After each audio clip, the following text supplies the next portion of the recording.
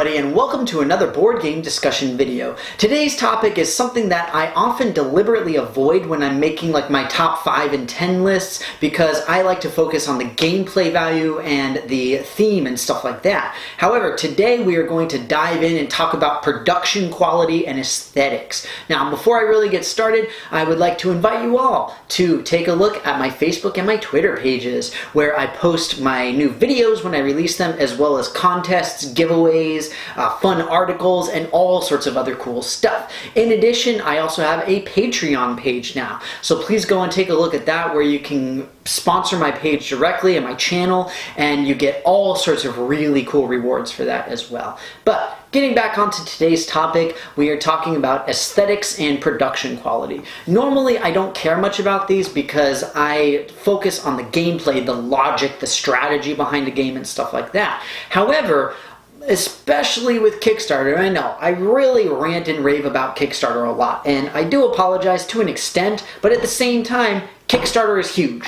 Let's face it, it's big and it makes a lot of games. So production quality is really something that has come up quite frequently. I talked about Kickstarter in miniatures a while ago. You guys can check out my video on that.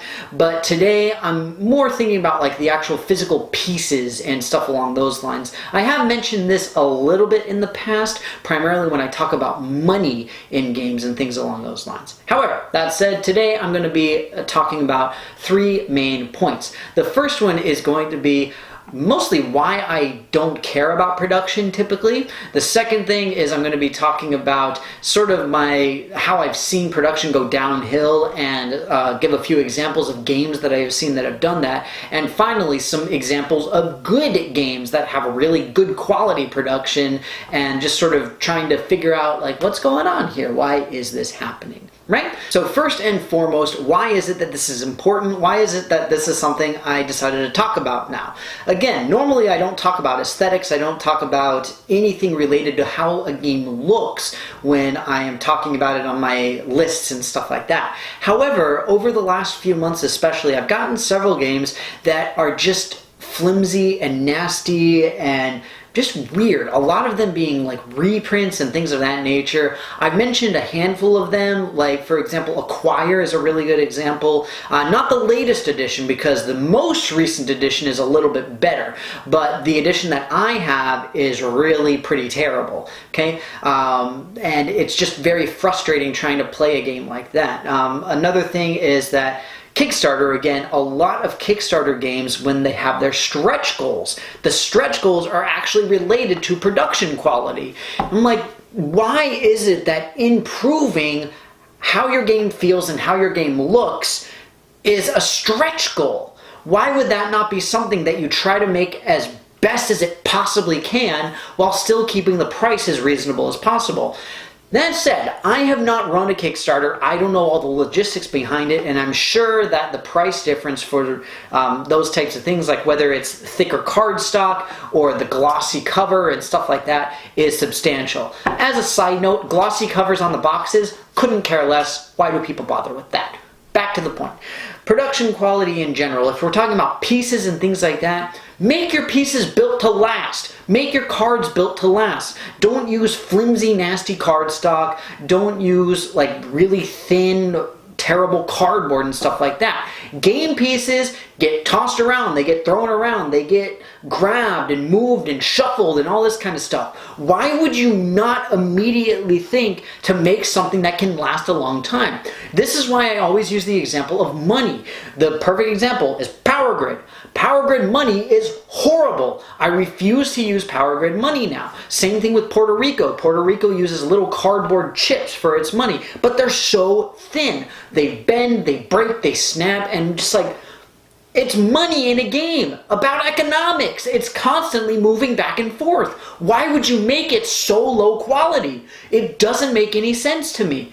Like, if anything, that should be of a higher quality than anything else, because it's going to be moving around the most. But we digress. Moving on to my second point, the reason that this video came up essentially is because of several games that I recently got, chief amongst which is this guy.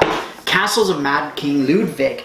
Now, this is a great game, don't get me wrong. I absolutely love this game. I love the strategy behind it. I love the idea behind it. I even love Mad King Ludwig. I prefer to call him Insane King Boy. And this castle, Neuschwanstein, is absolutely gorgeous. That said, the pieces for this game are horrible. They are absolutely horrible. The cardboard is insanely thin. The pieces bend with just the slightest bit of force, and it's unbelievably frustrating. Why is it that you would make the pieces so malleable? Again, just like with money, in this particular game, the pieces are moving and shuffling and all this kind of stuff, and the idea is that you're trying to build a cohesive unit. You're trying to build a cohesive structure, and if you've got bent and nasty pieces and stuff like that, you're not going to be able to do it. That is just the way it is. And with the pieces so flimsy and so thin, it's like, why? Why would you do that?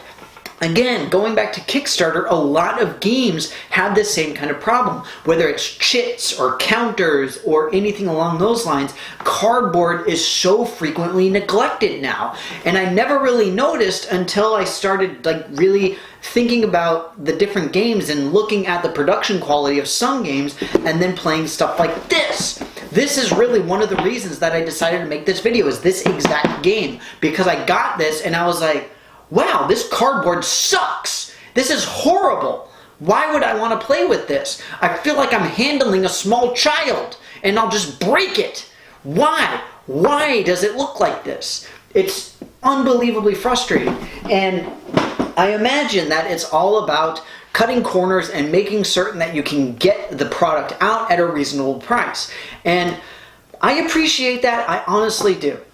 I am not somebody who enjoys spending $60 or $70 on a board game. It sucks. It hurts. I'm like, oh, I really like it, but then at the same time, we've got really wonderful quality pieces and miniatures and cards and stuff like that in a game like Scythe.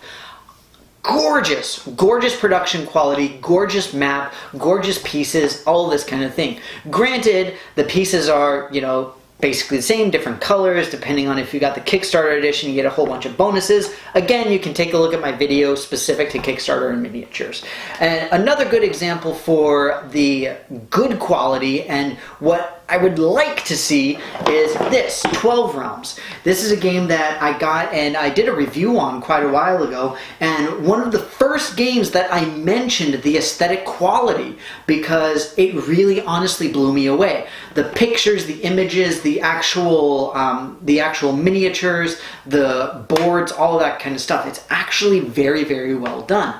We see this a lot in a lot of games now. We see really good quality. I mean, some companies in general are very good about it. Z-Man Games tend to have very, very good production quality. Same thing with Fantasy Flight. But then there are some games like the new edition of Robo Rally.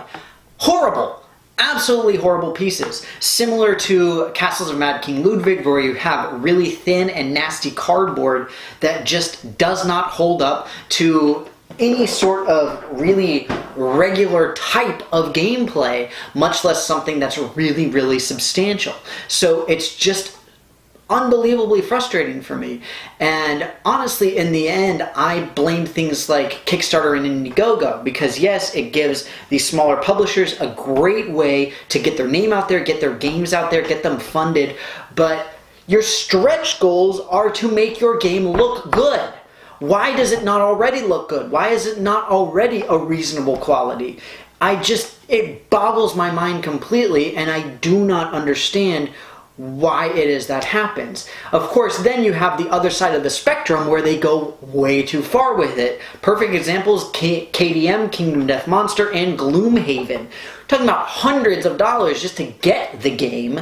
And yes, everything is beautiful, everything is gorgeous, but it cost me $250 just to get it? But, why? How can I do that? There has to be a happy middle ground, essentially is my point. And, yes, there are pros and cons to each side. Having really good quality means that I have a more immersive experience. We're talking about better longevity in the physical game itself, better replayability, being able to play with kids, for example, because kids tend to be messy and toss and all that kind of stuff around. And having a cheap game, maybe it's a little bit better because you don't play it as frequently, or maybe it needs to be a little bit cheaper so you can sort of bend and move things. But I honestly don't see a real good point for having a cheaply made, poorly done game. And again, it's unbelievably frustrating, and it's stupid little things like that now especially that are really getting to me after seeing super high quality, really good games. And essentially that's what this video was about, and that is enough ranting and rambling for me. Again, it's an important thing to talk about, and it's something that has been coming up more and more and more with a lot of the games that I've gotten. And again, coming from fairly large publishers, the guys who made Castles of Mad King Ludwig, their big thing is One Night Werewolf. And the quality on those, absolutely wonderful. Great, great games. There's not a lot of pieces, but they're very, very well done. Nice thick cardboard. You can get the separate sleeves, so you don't have to worry about anything getting damaged and all that kind of stuff. Absolutely amazingly well done. But then they come out with like Castles of Mad King Ludwig, a fairly pricey game, but horrible, horrible production quality, not to mention the money and all this kind of stuff. But that said, again, it's enough ranting and raving from me. I hope that you guys enjoyed this video. As always, you guys know I love to hear what your opinions are on all of these subjects.